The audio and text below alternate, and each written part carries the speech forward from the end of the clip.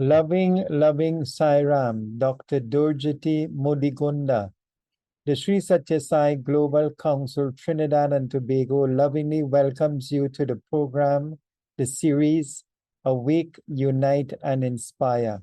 We are extremely happy, blessed, and fortunate through Swami's grace and will to have you as our guest on this evening's program.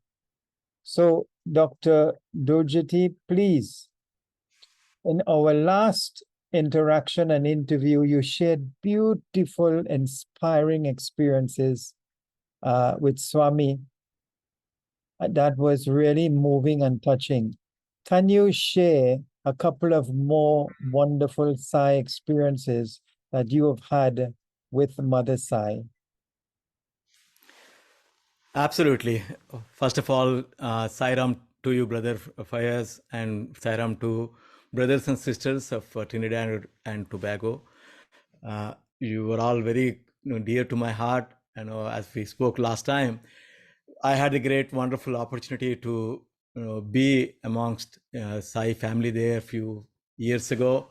I always cherish that. Brother Dhurjati, I'm now seeing a reflection on your lens. Let me take this off. Right. Okay. So you can start over then from now. Okay, that'd be great. Yep, great. Thanks. Om Shri Sairam. Thank you, dear brother Fayaz, for this wonderful opportunity to be back with you and the Sai family of Trinidad and Tobago. You are all very close to my heart, as and I spoke about this last time. Also, it's a wonderful family out there. I had the great privilege of being amongst you years ago, and I cherish those memories very, very dearly. Today again, this opportunity is another sign of Swami's grace and Swami's blessings.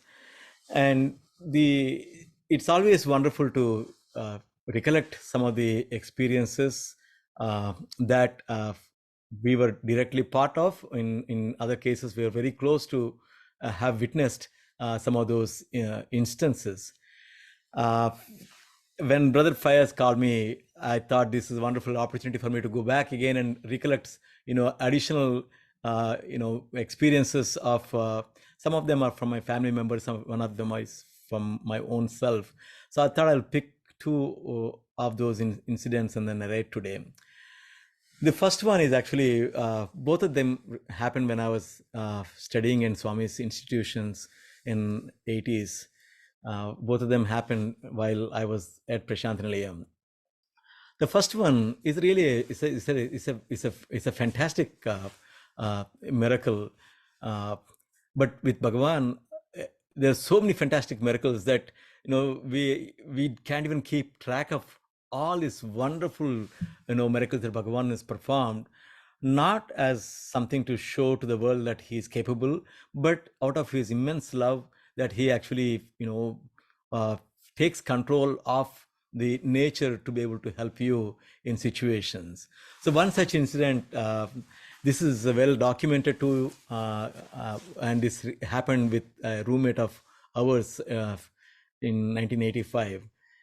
And one of our roommates is he was a research scholar, and he had a asthma problem as a health problem. He had that, and one of those evenings, his name is Narayan Sharma. You can actually find that information about him too. So Brother Narayan Sharma was in our room, and late in the night, one of the evenings, after everybody slept, he struggled to breathe, and so some of our senior brothers, took him to the hospital.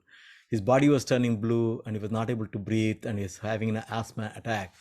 So they took him to the hospital. At the time, there was only General Hospital, so they took him to General Hospital.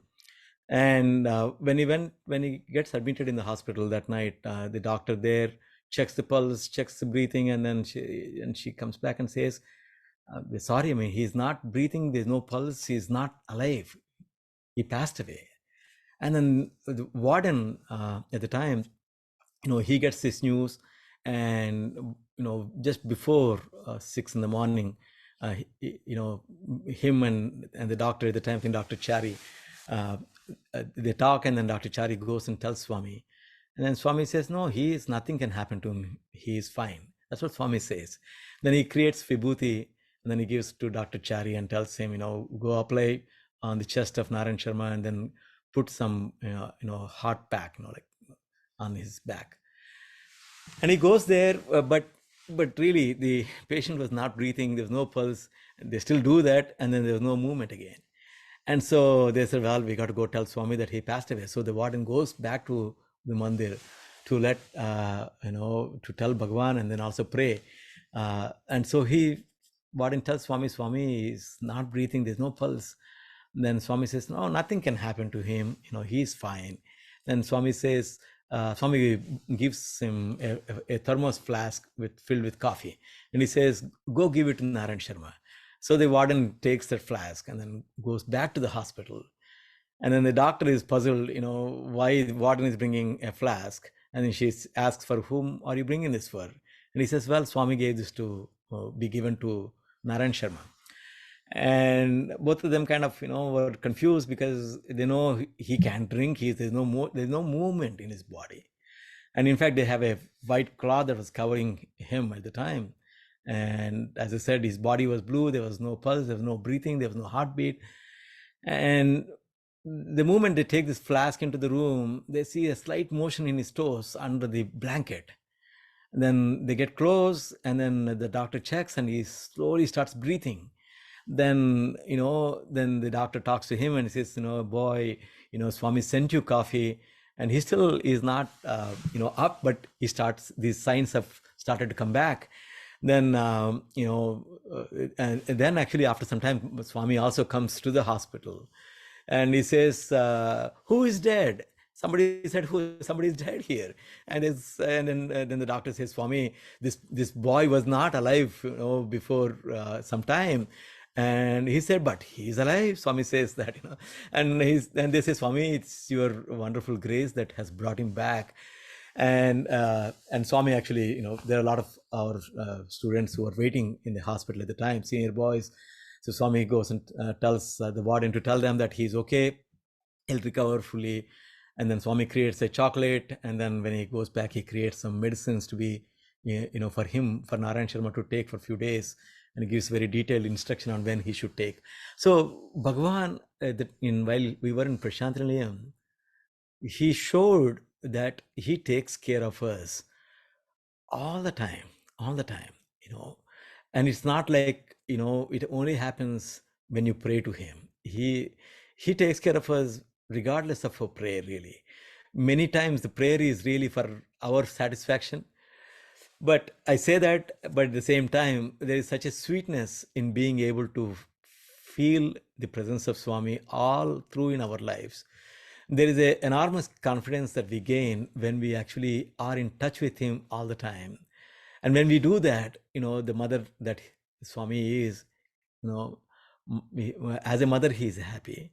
And as a child, we are benefited by this extraordinary love that Swami showers on us. And then to recognize the person who is showering the love on us is a wonderful, opportunity for us. So in that context, I would narrate a second incident. This too, as I said, happened in Prashant Nilayam while I was a student. And this was, Prashant Nilayam can be a little bit chilly, especially in winter time, December, January time frames. And typically, as you know, Prashant Nilayam life is very simple life, especially in the 80s when we were there. You basically had a mat and a little spread of a blanket, just a thin blanket. Then you covered one more blanket and you have a pillow. So that's your bed. And then you roll your mat, and then you fold your blanket, you put the pillow in, and by morning there's no bed. That place is being used by putting a chair for studying, whatever. Very efficient use, but very, very simple life. So one morning, I woke up feeling cold. This weather was chilly, and I was cold, and I was shivering a little bit.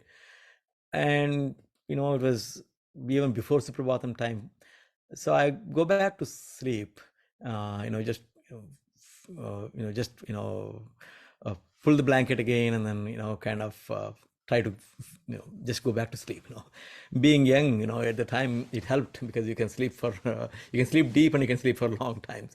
So I went back to sleep, and then I got up and then went through the daily routine of breakfast, going to institute. And then evening, I had this wonderful opportunity to play Veena in Swami's mandir. So I played the Veena also. And then after I play, Swami, I would stop for some time, and Swami would be giving interviews.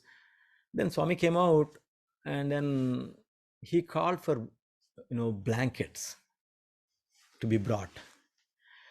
Then Swami comes to the window of the mandir. So I think those of you who have seen Prashanthalayam, you may be able to identify this. The bhajan hall is just by Swami's interview room and also living quarters. So it's essentially, it's the same building. So the bhajan hall is attached to those Swami's interview room, and then there is a window on the VIPs, the little corridor. That's where the VIP devotees sit, and slightly further away from there, students actually sit in the veranda there. So that used to be the seating arrangement before Sai Kulwant Hall came in. So Swami comes to the window, and he looks at me, and he says, if he calls for me, and I thought it's for somebody else, so I didn't get up. Then somebody else gets up, because there are a lot of students next to me, so he couldn't quite identify who Swami called. Then Swami, shakes his hand and he points to me again and he says, you get up and come. So I get up and go. Then Swami passes this blanket to me through the window. I wanted to narrate this incident because it really shows the essence, at least as I felt, the essence of Bhagavan, in that, as Swami said this, I'm 1,000, my love is 1,000 mothers. And I was reading about this other day. The word 1,000 in Sanskrit is used to indicate a number that is not countable, like infinite numbers. So when they say 1,000, literally it doesn't mean 1,000. It just means infinite.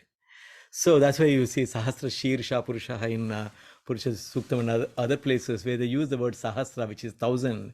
It's not actually a number that they're referring to, but it refers to, an infinite number. So when we think about Swami, and where Swami himself said my love is the love of 1,000 mothers, and it is really infinite mothers, because in this case, you don't even have to tell Swami what is your need. And he took care of us while we were at Prashanthalayam. I've used that sentence in a past tense to kind of show that, there was the evidence for it in these instances like this. But the real fact is, he takes care of all of us all the time, whether you acknowledge it or not. He does it, and he never actually craves for the acknowledgement. For him, it is just an act of, you are his child, you needed it, and he gives it to you. There's nothing beyond that. And that, I think, is the sweetest of love that we all experience in our lives. But in some cases, Swami gives you the indication that he was there taking care of you, just for your own joy, actually. In this case too, Swami could have sent, for example, he could have sent a blanket to somebody, for example. But we would never know until you see Swami do that. So in a sense, I think that affirmation that Swami gave is also a wonderful, wonderful gift that he gave to actually be connected, and to also strengthen your faith in Swami. So to that, I'm ever grateful. So Sai Ram. Sai Ram, Dr. Dhurjati, what a very touching and moving experience of the one with the blanket. That, as you said, the love of 1,000 mothers and then bringing back somebody who was pronounced clinically dead. Swami giving him coffee, saying that he is fine. And while you were speaking, Dr. Dhurjati, thoughts were running through my mind that when you go to a normal university in any part of the world, which chancellor, which principal would give you money, would give you a blanket, will take care of you? I've heard numerous experiences where Swami has given students money Right. to go and buy items that they need. I remember he told a particular student, "You are looking so thin, you look like a dry fish. Take this money and go and buy some Bonvita." So look at the love, look at the compassion, with, as you said, without even asking, he is already supplying. So very unique. Nowhere in the world will you see something like that happening. That's absolutely true. That's absolutely true. And it really entices me when I hear these two experiences to implore you to share at least one more, because it brings so much joy to our hearts when we listen to the glories of Bhagwan as you have narrated. So please share at least one more. Sure, absolutely. So there again, there's so many wonderful, experiences that devotees have had with Swami. We can obviously listen to them on various talks out there on internet, but there are some that I have witnessed, and that really, yeah. So there is a personal connection to these experiences that I'm talking about.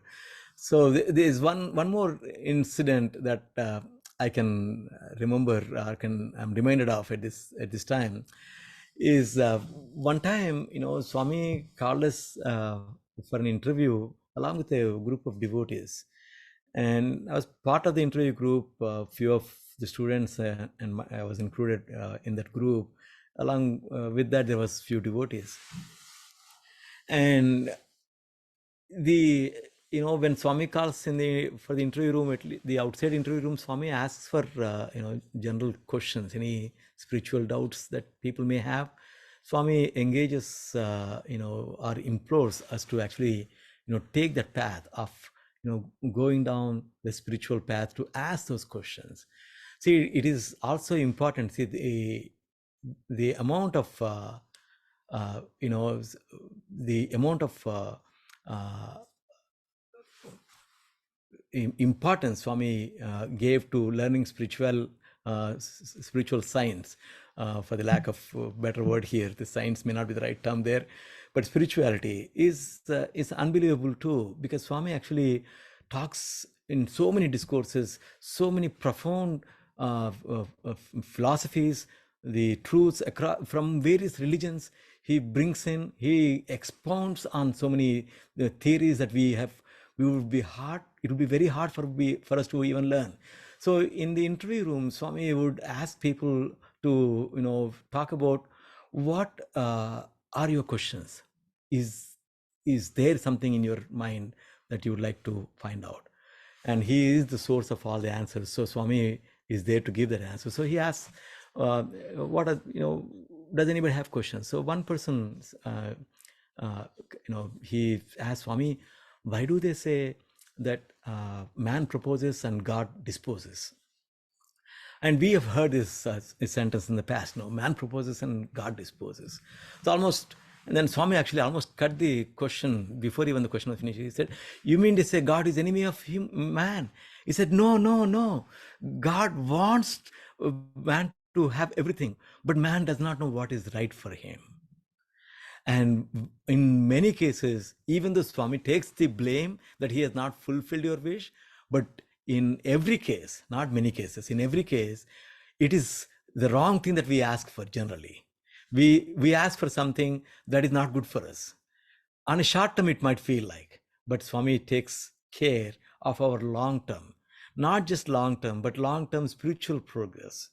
And in that part, Swami actually helps us get on the path, gives you sometimes what you ask, sometimes he does not give you what you ask, big out of immense love for you, so that you can actually still be benefited by figuring out what is it that you need to ask, not a material need necessarily, not a short-term goal, but something that can take you, on a spiritual path, where you can progress. That is what Swami's, Swami's come to give us. So in that interview, Swami performed a marriage of a couple in that interview room. And so Swami created, a Mangala Sutra, which is a necklace, and it's a very traditional ornament that is worn by the bride during the marriage ceremony. So Swami creates that, then he passed that along. And, when Swami passed it along, everybody is looking at that, and then we all saw it, and then we keep passing it, and then it goes back to Swami. Then Swami looks at that and says, "So did you see it?" We all said, "Yes, Swami." And then he said, "Did you see this black thread?" And yes, Swami, the black thread looks very nice, very beautiful. Swami's creations are always very beautiful. Then Swami says, "You think it is a thread?" It is not. He said, it was really, honestly, it was such thin strands of, I would say, thread-like appearance. But Swami said those are all black pearls that he got from a different planet, so that he could actually give that.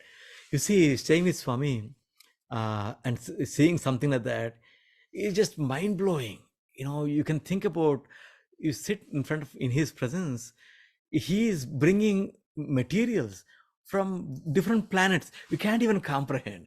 First of all, his creation itself is incomprehensible. But when Swami does something like that, it just strikes you that, you are in the presence of the greatest of the, greatest lords that is sitting in front of you. We could not have done anything to be able to qualify for that. It's out of his immense love and grace. He pulled, people across the world, across the globe, and he gave them the opportunity to spend time. And through them, he also let everybody hear his glory. And in both these cases, the people are immaterial. It is his glory, that's all is material. And it is the wonderfulness of the avatar's presence amongst us is what I think we all enjoy, whether you are there physically there or whether you are hearing the stories through other devotees. It is immaterial. In the end, the glory is as pristine as it is. And so that was another incident that came to my mind when you asked me, Brother Fayez. Sai Ram. Very, very beautiful. Oh my God, this is so inspiring to listen to and to be part of. This majestic Lord who has the power to do anything. And as you were talking, the question that was asked, I remember Swami saying also that I give you what you want, so you could want what I have come to give. So he's also such an indulgent avatar, full of compassion, spoiling us to a certain extent. And he's also said, be careful what you ask for. That's right. That's and exactly. As you rightly said, sometimes we ask for things that are not good for us, and out of his love and compassion, he may not grant it because he knows it's not good for our spiritual progress. So very, very beautiful lessons, Dr. Dhurjati. So Dr. Dhurjati, at this time, I know that through Swami's grace and his divine will, you play the veena. You've played it in front of Swami, and you've enthralled so many devotees and brought us closer by your divine playing. So at this point in time, I want to humbly request if you can offer a rendition to Swami through the veena. Sure, that's a great honor. I certainly will do that. Thank you. So today I will play one of these old bhajans. It goes as the lyrics go Avo Avo Shama Gopal. It's a really old bhajan. I'll play that bhajan on the veena right now.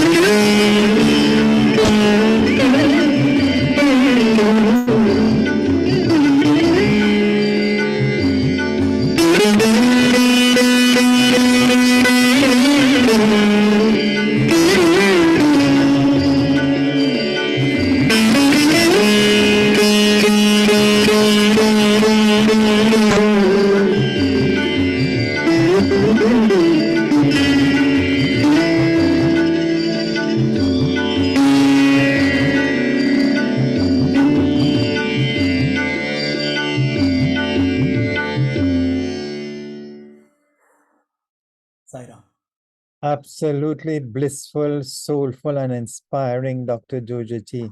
Really, really beautiful. Really inspiring and really soul stirring. Thank you so much for that very divine and beautiful rendition. So, Saira.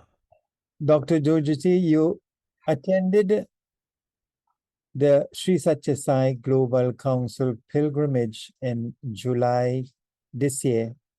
And I know many, many devotees for many years, maybe over 2.5 to 3 years, was not able to visit Puttaparthi because of the pandemic and the virus preventing people from traveling. And you had this golden opportunity as an alumnus to go back to, I would say, your home, where you spent so many wonderful years under the compassionate and watchful eye of Bhagwan. Can you share some of the highlights that stood out for you in that recently concluded pilgrimage? Oh, absolutely, absolutely. Has been a wonderful, wonderful experience for every one of us who have had the opportunity to be part of that wonderful pilgrimage. I think many of our Sai family members knew about this. Some of them could not travel due to the corona restrictions that, in fact, I think Trinidad actually still had corona restrictions to be able to fly out of Trinidad. But the planning itself was quite brief, because uh, until April or so, Prashanti Ashram authorities have not made the decision to open it up for devotees to visit and stay. So the time between for us to prepare was very, very short duration, like May, June, essentially, because the pilgrimage was for during the Guru Purnima celebrations in the month of July in Prashanthalayam.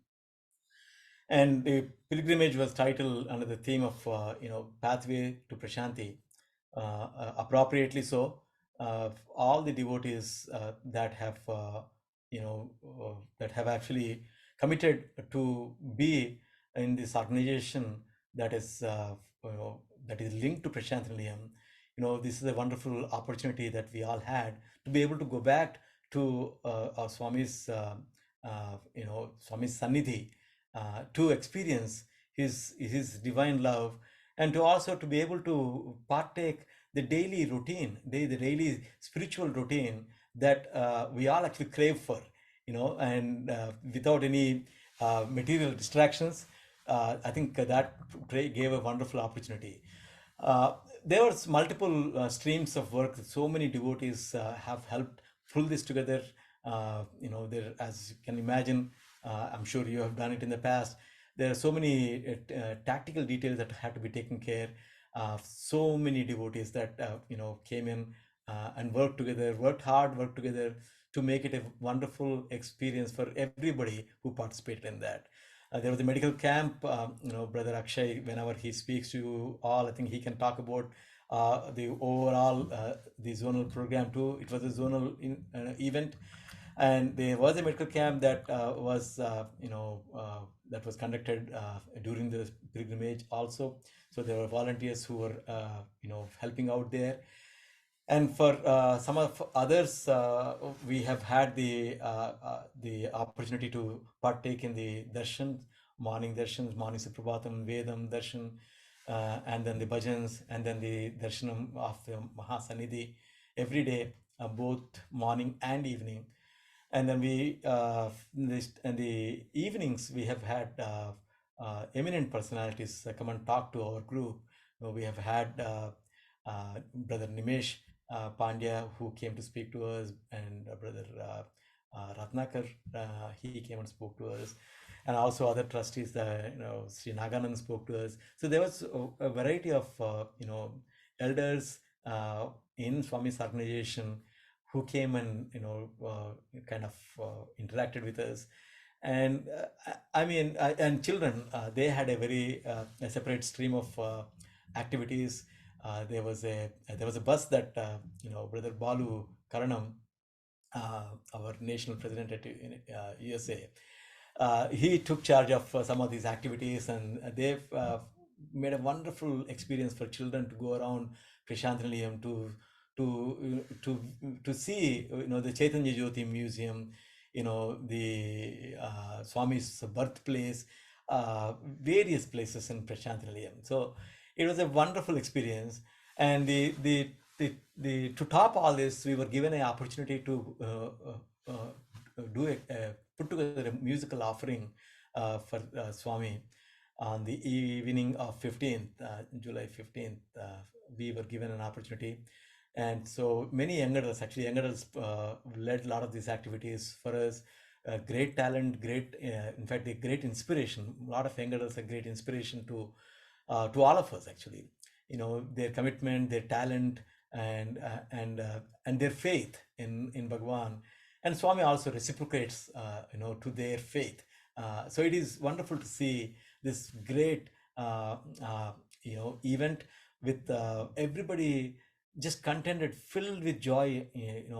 When I spoke to people after the retreat, everybody was contented with, the grace was immense, and we were filled with joy and filled with bliss, filled with Bhagwan's love, and we came back. We had the opportunity to do bhajans also one of the evenings, and many devotees from Canada also joined us. So it was a wonderful event. Saira.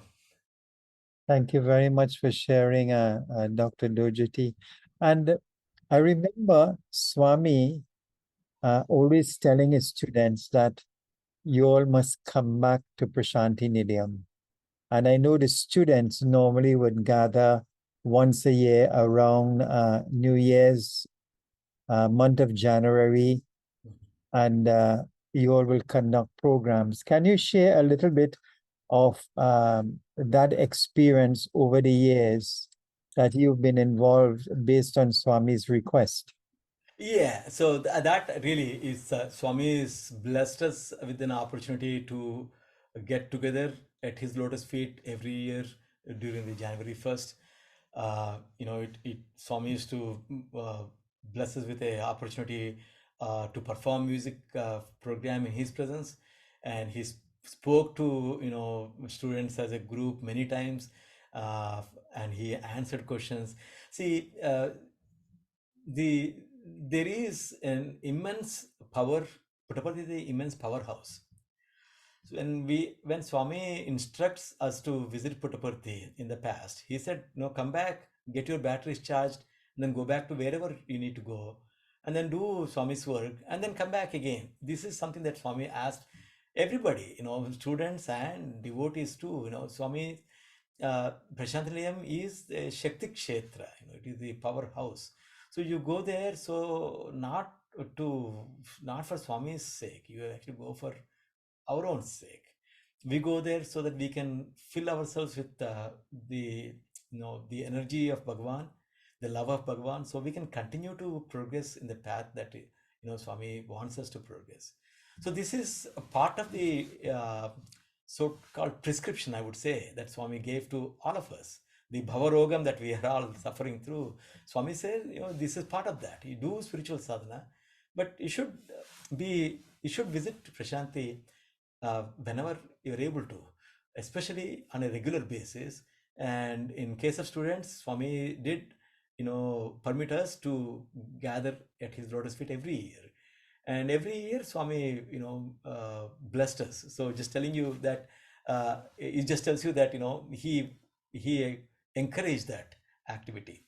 So I think, as in when I narrated those incidents, how when you see an avatar like that in your physical proximity, when you grew up around him, it is just natural for you to actually be associated with him and the surroundings and the place that he walked, the place that he built, the place that he allowed us to actually, grow up in our lives. So I think it is.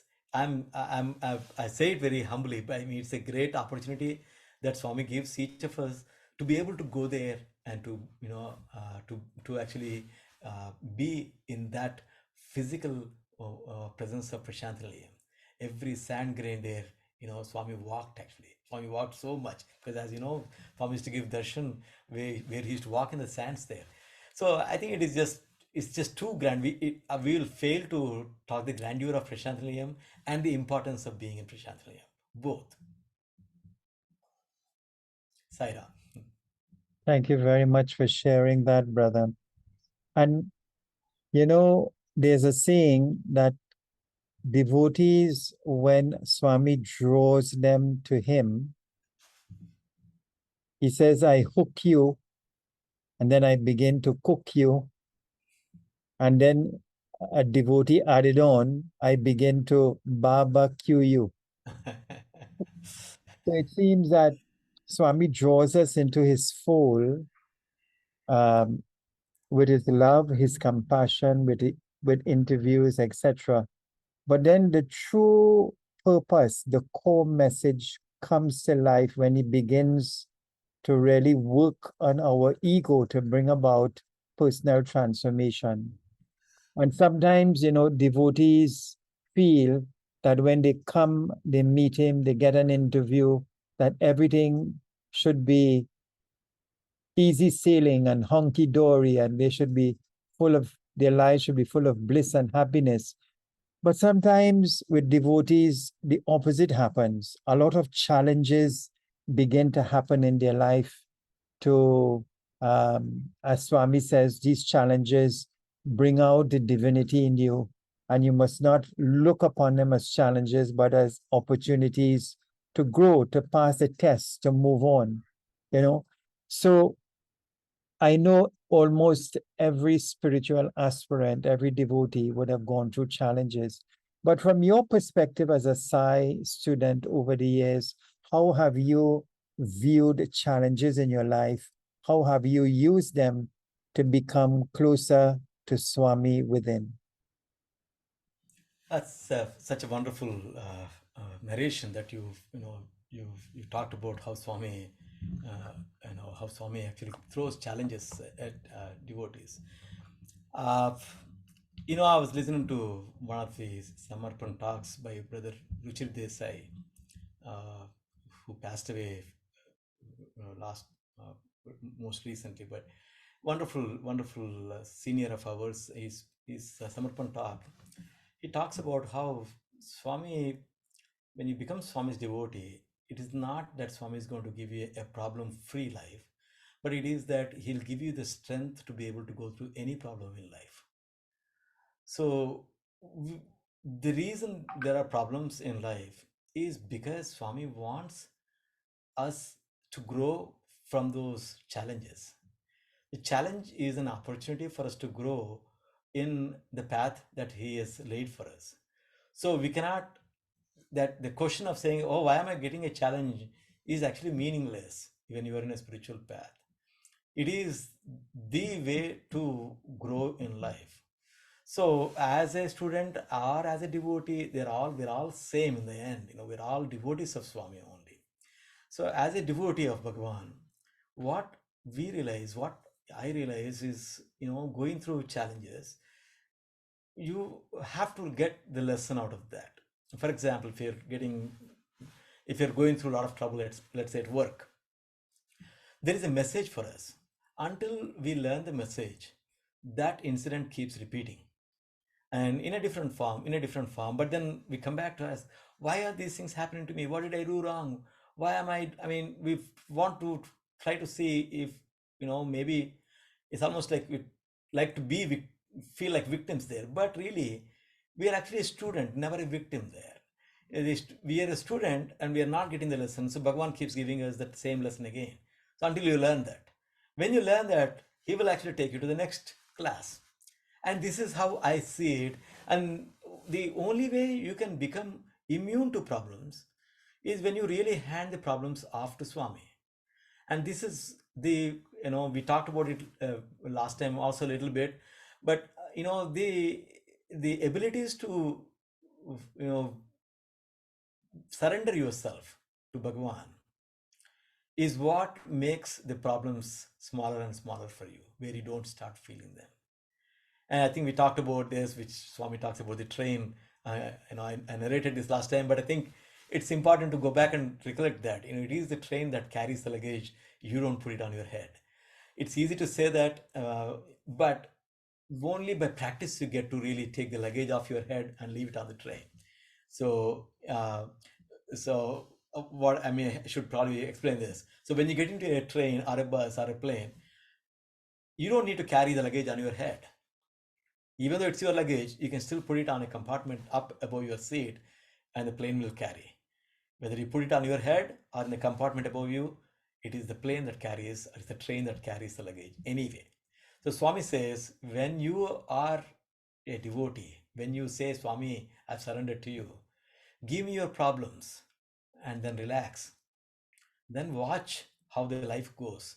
And Swami says, they're all passing clouds. They come, they go, they come, they go. And you hold Swami very tight all the while. And that way you are comforted. And this is what my experience has been. This is what actually I teach. I taught my children to learn it by their own experimentation, by your own personal connection to Swami. And that is what I think is true for every one of us. You cannot learn from somebody else's experience. You must have your own experience. And the Lord of the Lords is asking you to do that. He says, come make a connection with me, test me, experience me, then be benefited by me. And that is what I think in devotees' case, we have listened to Swami so many times. So at one point, we actually try it. And when you try it, you realize that, yes, Swami is there taking care of us. And that is the foundation to start managing the challenges in your life. At least that's my experience, and that's also my my own observations within my own life, actually. Sairam. Saira, Brother Dhurjati, it's interesting when you speak about surrender and when the challenges come.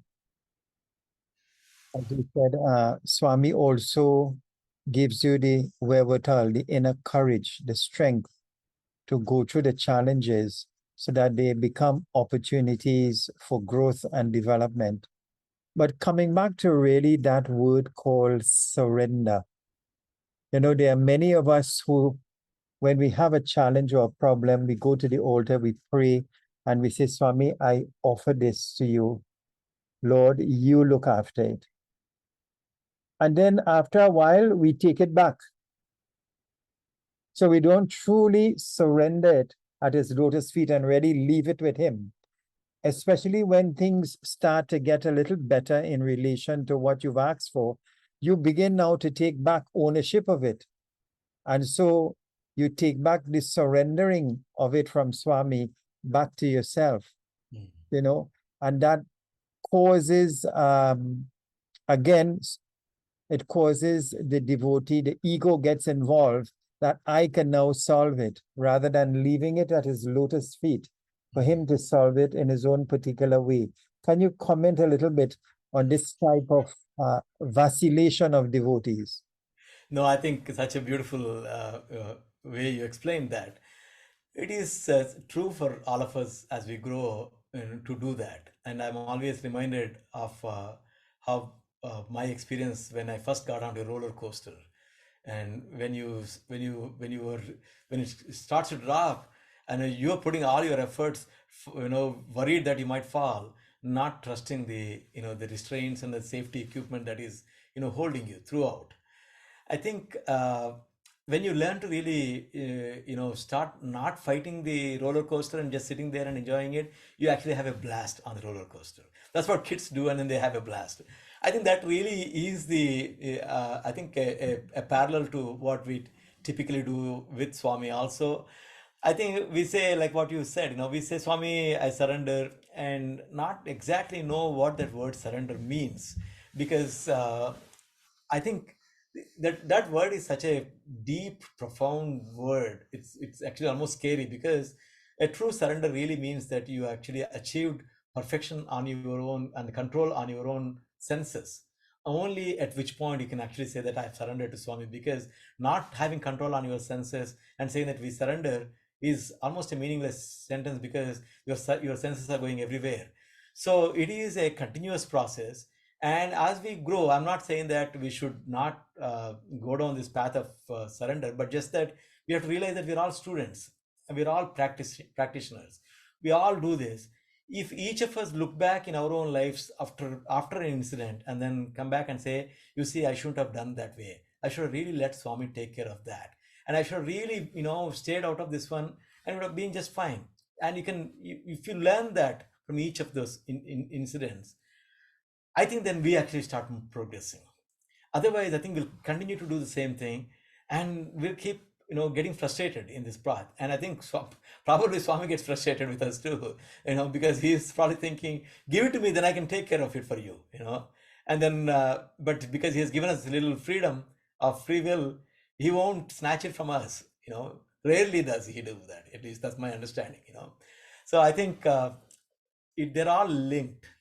Having an enormous, tremendous, unshakable faith and a constant, regular practice of Swami's teachings, Swami's discipline that he has laid out for us, and then continuous remembrance that he is the master of our lives and every life and the universe, and then recognizing that every opportunity that Swami throws at us in terms of the challenges are really only for us to grow, and beings they call sukshma buddhi. Swami talks about the sukshma buddhi, being very smart about figuring out, why did I go through this incident in my life, looking back and then analyzing your own experiences gives you the better footing for the next steps, and that's how we grow. At least that's my understanding, brother Fayez. Thank you very much, Dr. Dhurjati, for sharing that perspective. And it leads me to another question along the lines of the performance of action and what Swami called nishkama karma, where he recommends that we should perform the action but not desire or expect the fruits thereof. It's very easy to say, but it's very difficult to practice. What is your understanding of that as a student? How do we translate that into our daily life? Because as you just said, all of us are works in progress. And sometimes we may be able to do it at times, but sometimes, we perform an action, we offer it and say, Swami, the result is in your hands. But then in your mind, you have a result that you're expecting. So have you really surrendered it, or are you still craving a particular result? Oh, I mean, that's a great question, and it's a concept that we all have to understand. The word nishkama karma, obviously, like what you explained, not to ask for the fruits of an action. I think our master is Bhagavan. And Swami said the way he taught us is by his own example. And if you look at Swami's example, and on an umpteen number of cases, you can actually see how Swami's given us the example of nishkama karma, not looking for fruits. For example, Swami never comes out in a discourse and says, on that such and such a day, there was a devotee who was asking for this. I went there, I saved him, and I protected him. You've never heard Swami say that. In fact, Swami never actually, that we are very rare, very, very rare, that he acknowledges his intervention to help you in your life, which he has done, billions of times.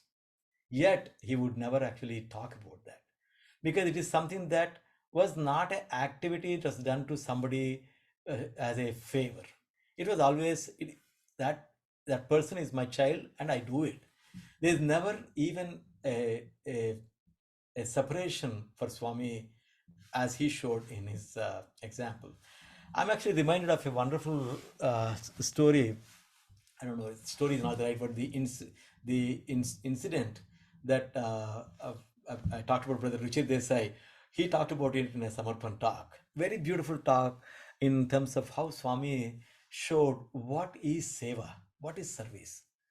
Because when you really think about, the doing selfless service, I mean, really, they're all connected. Whether it is Nishkama Karma, service, selfless service, they're all actually in the end they're all same. Actually, in fact, it is you can extrapolate that and say Advaita. That's what Advaita is.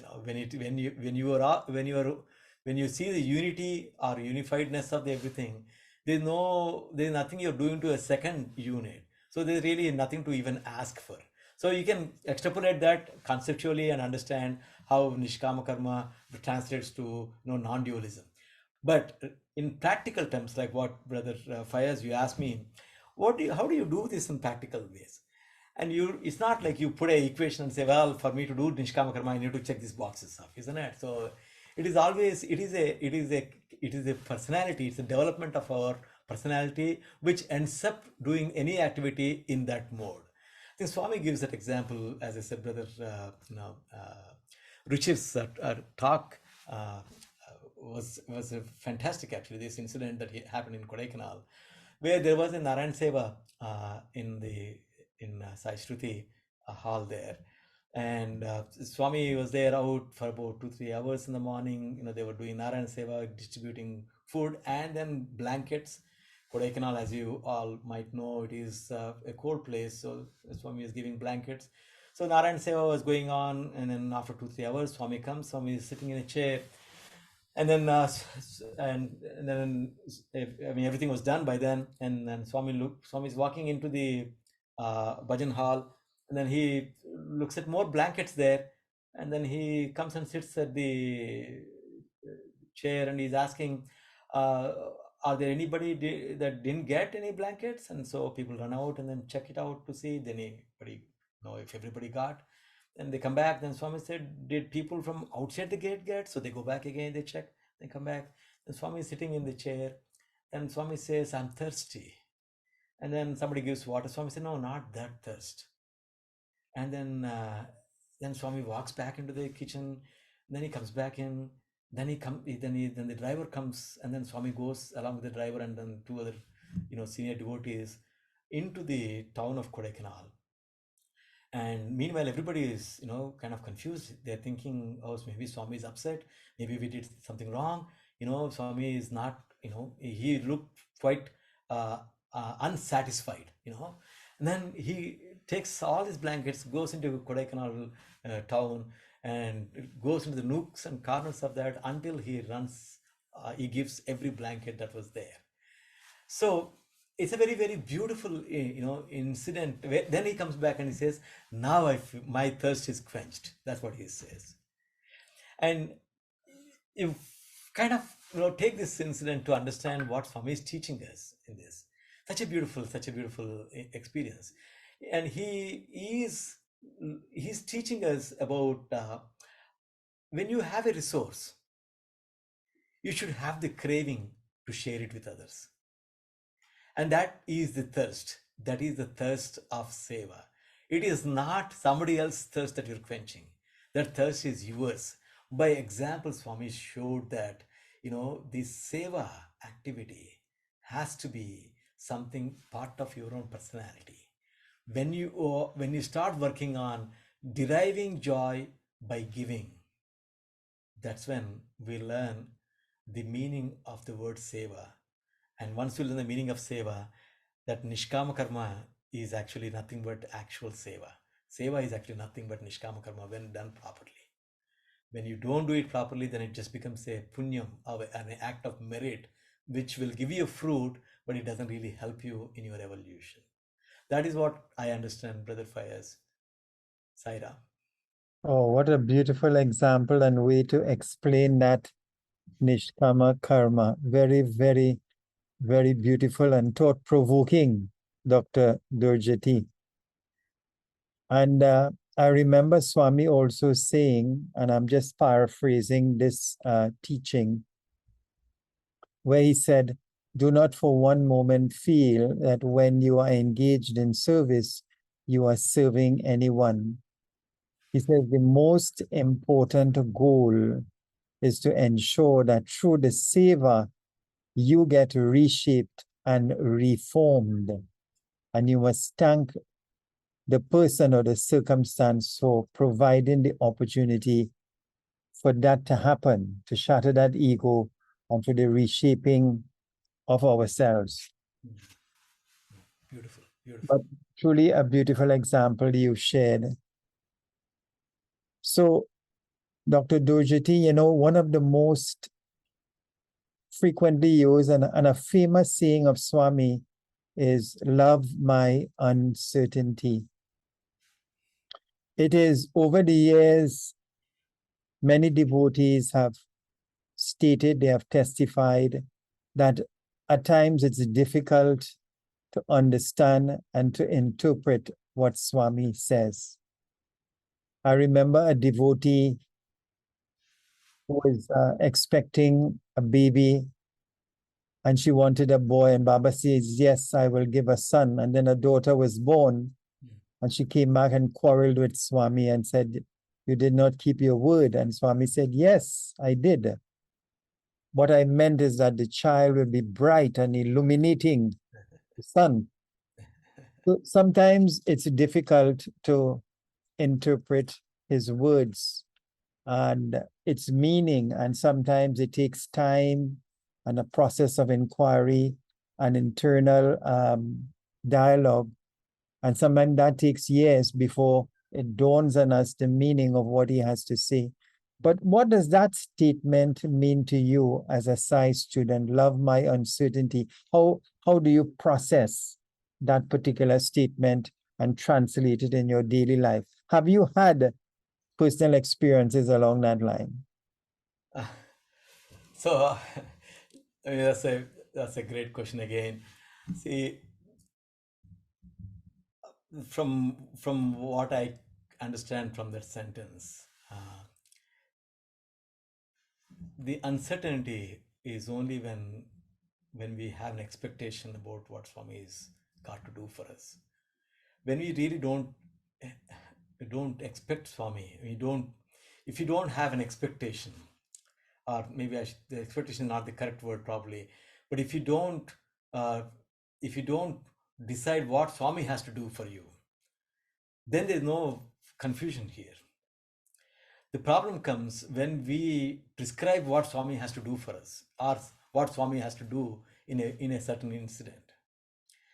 When you don't put those terms to Swami, everything that he does is you take it as prasadam. There's no expectation from you of him, and that is the right way to do it, because if you do tell him what you want and what you want him to do, then obviously you don't need him. You can do it for yourself. So when you ask Swami and you expect that Swami does something and he doesn't do, and we think, oh, he's not done this in this case, like the example you gave about the son that Swami talked about. It takes you to the extents to push you to realize that you just have to give in to full surrender to him, whatever he does. In fact, that is part of the Bhagavad Gita shloka, Bhagavad Gita, sorry, the not Bhagavad Gita, the story of Arjuna and Krishna, when when Krishna asks Arjuna to he shows a bird and he says, Arjuna, how is that crow? It's actually a parrot. And then Arjuna says, yes, the crow looks good. Then Krishna keeps changing the bird name, and Arjuna says whatever Krishna says. And then Krishna asks Arjuna, don't you know that it is just a parrot? And then Arjuna says, Krishna, you have the power to make that into anything. So why am I fighting? I would accept whatever you say. I think when we accept whatever Swami is giving us, there is never a problem with this. There is never a question about this certainty, uncertainty. They don't come into a play. So now, in a practical terms, when you say, well, I live a life and I need all these things, I need to know, for example, I need something to be taken care or somebody to get well, and I've asked Swami and he has not helped me, And how can you say that uncertainty is good? You see, this is where the maturity of a devotee, comes in. And in every incident, Swami teaches us on one what we need to learn out of that one. I think I don't personally have any experiences that way, because in general, I don't ask Swami for anything. I ask Swami to do what is right for me, and then I take whatever he gives as a prasadam. This is something that I've learned, maybe when I left Prashanti and started getting into the world. I've learned to realize that, the best thing to do is to leave everything to Swami and say, Swami, your will. Whatever your will, I will take that as it is. And I will not complain one bit about it. And that's a practice. And when you practice that, I think everything that comes your way, you will enjoy it. It'll take some time to practice that for somebody like me, or others it may not, but that is the path. You just take everything as his prasadam. And honestly, there are so many stories Swami talks about this. Swami actually talks about a wonderful Chinnakatha. I'll narrate that if it is okay. So this Chinnakatha is actually very beautiful. I was just listening to this on the radio side the other day, or the media center program the other day. And Swami talks about a king, who used to eat sugar cane. And, being a king, people used to, come and cut the sugar cane into small pieces and kind of give it to him so he could just chew it and get the juice. And one day the king thinks, oh, why can't I do it? I have a dagger. And so he pulls the dagger and he cuts the sugar cane. I mean, sugar canes are hard. If you don't know how to cut it, you'll cut your finger. And he does cut his finger. And if he loses a tip of his finger or a middle of a portion of his finger, and then the minister is right next to him, and the minister says, that is for your good. And then the king gets all angry that he cut his finger, and then the minister is saying it is good for him, and he says, take the minister, throw him in the prison. And then the minister says, well, this is good for me. And then king gets even more upset that that the minister is now saying that it is good that he's getting imprisoned. And so and the king goes for he goes for a hunt into a forest. And then he goes with big paraphernalia, and then he kind of gets separated. And so he's waiting for his soldiers to come and find him. So he's taking rest under a tree. And then a group of tribals come and they're looking for somebody to be offered to the goddess as a sacrifice. And so they come and they find king and under the tree. So they take him, then they tie him. Now the priest of this tribals, they come and say, well, before we offer to the goddess, we have to make sure that the body is perfect. They come and they look at this king, and he lost finger. A middle portion of the finger was lost. So he says, well, he's not good enough for us. So send him back. And so the king goes back to the kingdom. And then the king, now he's puzzled. He says, oh, the minister was right, wasn't he? Because he said it was for my good that it happened. And so he calls the minister. He says, well, I understand how this was good for me, but how come it was good? You getting imprisoned was good for you. And then the minister says, oh, king, that is so straightforward, because if I came along with you, my fingers were fine, my body was fine, they would have taken both of us, and instead of you, they would have sacrificed me. Now that I was in the prison, I was safe. This is a story that Swami talks about. And obviously, Swami is giving us a beautiful lesson in this. Even in the most gravest of the situations that you find yourself in, remember, there is a goodness that is being underlying feature that is protecting you, and that is for your goodness. And this is something is hard to swallow, but Bhagavan tells us that that is in fact the case. And you have to experience that. And that's why, as I said, the best thing is let things come their way, go through life, hold on to him, enjoy it. And when you do that, Swami is happy, because now being part of the creation that he created, you are also part of his creation. He is overjoyed that you are also enjoying his creation, which is what he wants us to do. So I think it's overall, that is the concept of, loving uncertainty means to me. Saira. Very, very beautiful. And what a wonderful story to allow us to understand it better. And it, as you spoke about expectation, really and truly, when you look at the advertising world today, they always advertise. There's one particular advertisement in Trinidad that says always expect more. Mm. So the world, the advertising world, the material world is propagating that we must always be expecting more, looking for more, seeking for more, which contradicts the very basis of Swami's teachings. And in that story, there are so many lessons, Dr. Dhurjati. Whatever is happening for our own best good. And I remember Swami also saying that when a calamity befalls you, you must also say, it could have been worse. So be grateful and thankful, because when you look around and you have lost your shoes, you look around and you see somebody without feet, and then you realize that I am still very lucky. I am still very grateful to the Lord. So very, very important in terms of dealing with challenges. And the message that is coming through from your sharing is that instead of asking Swami for a particular result, is ask for his will to prevail for our own best good in our spiritual life, and leave it all up to him.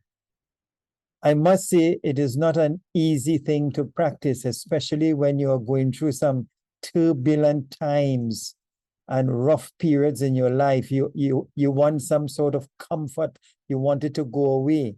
So to make that prayer in the midst of it sometimes requires courage and an unflinching faith and surrender at his lotus feet. But at the end of the day, thy will be done seems to be the best prayer that we can pray, because sometimes we don't know what is really good for us. And then the Lord, as he himself has said, he knows the past, present, and future. We are only seeing the now, so our reaction is different. So thank you very much for sharing. So, Brother Dhurjati, the final question, and the one that comes to me to ask you, is that having been under the divine umbrella of Swami's grace, is there a particular teaching or teachings that have resonated with you more than others as you have read or interacted or experienced? Are there, or is there one particular teachings that you have gravitated more and practiced more out of Swami's voluminous teachings? That, I mean, there are so many. It's hard to pick one per se, but the thing that I've learned from watching Swami closely is to be self-confident and to be dependent on yourself. That the true meaning of independence, Swami says, is to be depending on your inner self, is your true independence. And to expand on that, Swami has always done. See, Swami never had a God to pray when he has to do. He is the ultimate, and he said, "My life is my message," and he taught us that that is the way to do it. You have God in your heart, know that, but then jump into the waters to learn swimming. You have to experience it. You cannot have either life or spirituality through somebody else's experiences. It has got to be yours. It cannot be a, even I should word it properly, but even saying that, oh, Swami is going to take care, that's only a statement like, oh, there is gravity. Yes, there is gravity. Yes, Swami is going to take care. but you actually have to jump in and enjoy the world, experience the world, experience God, test God. And that's what Swami talks about. Spirituality is like swimming. You cannot read a book and learn swimming. You got to get into the water. And for spirituality, you got to get into life the with the objective of learning spirituality. Now, how do we do this? And in that context, you follow Swami's life in every bit, in everything that Swami has done. Meticulous planning, meticulous detail orientedness, extraordinary communication. Swami knows, Swami spoke exactly what needs to be communicated. Few words, but he gave you the, whatever you need to know. The preparation that for every activity, for many programs, Swami made us prepare for months before the program that happened. The detail orientedness of the whole activities, who is doing what song comes after what, and why that instrument, how that instrument piece should be played. In every activity that Swami has, showed us, that are allowed us to watch, you can see how anything in the world should be done. In fact, I was listening to a talk by brother Vinay Kumar, a Samarpan talk, in which Swami gives me a bag, a little office brief, a kind of a bag. And when brother Vinay Kumar, this is what he narrates in his talk, when he holds it like this and he walks, Swami calls him to inside the interview room. He says, "That's not how you should walk. You should walk the way," and Swami shows him how to walk, to hold it on the side and then walk, properly with a bag. I mean, it is such a mundane incident to even talk about from the avatar. Think about it. I mean, this is the Lord of the Lords who is running the universe, is teaching somebody how to hold a bag and walk in the interview room, to practice it with the bag in the interview room. It tells you that what Swami came to teach us is, claim claim your divinity, claim the right of your existence as a divine being, and enjoy the world with with the eyes that Swami wants us to have, with the ears that Swami wants us to have, and with the senses that Swami wants us to have. That's how we interact with the world and enjoy the beauty that Satyam Shivam Sundaram, that part that he talks about, is built into this. This is what we need to enjoy. So it is a journey, it is a wonderful experience. And I think really these are the aspects which really resonated very, very well with me, of jumping in and then trying it, not being afraid, knowing fully well that he is there to hold you. Experiment, experience, and it's a joy. It's a joy after that. It's a game, that it's a leela that he has, and then you are part of it. That is what is.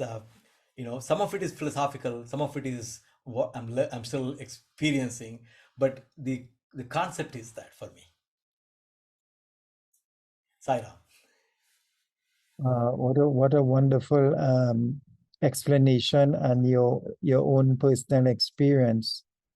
And as you said, Swami has recommended, he's propagated that we should not be living in the forest cross-legged and meditating, that we should be in the world serving society. And as you said, being in the world, but not allowing the world to be in you, but enjoying life. As he says, be happy in whatever you're doing.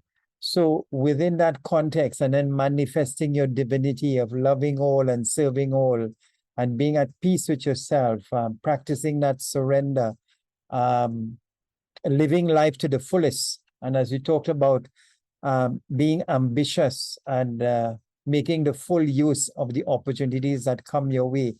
But in all of it, infusing divinity in everything is the big difference. Otherwise, it becomes mechanical, it becomes egotistical. So here's an avatar that is teaching us that go there and have fun and live a good life. Nothing is wrong as if you have a nice car or a big house. Just don't be attached to it, because one day it will all disappear. And hold me as your closest and dearest friend. I will always be there to hold your hand and guide you.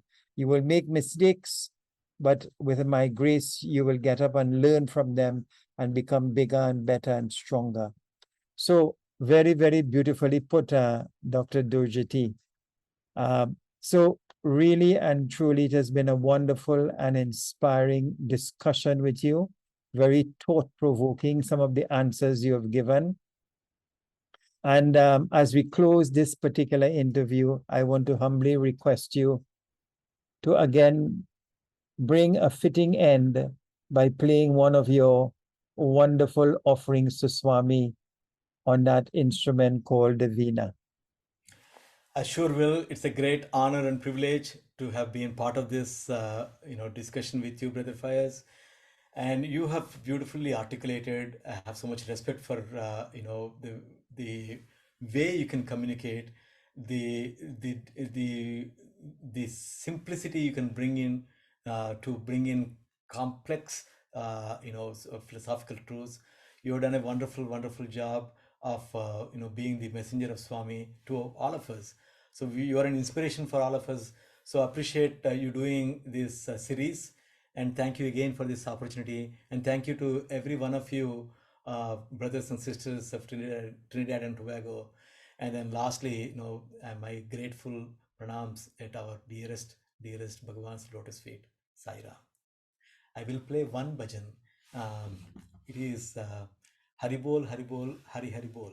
So this is a, obviously, we're all talking about Swami and trying to remember Swami in our lives. So this is, I think, will be a good fitting closure to the today's session. So with that, I will move over to bring the Veena here.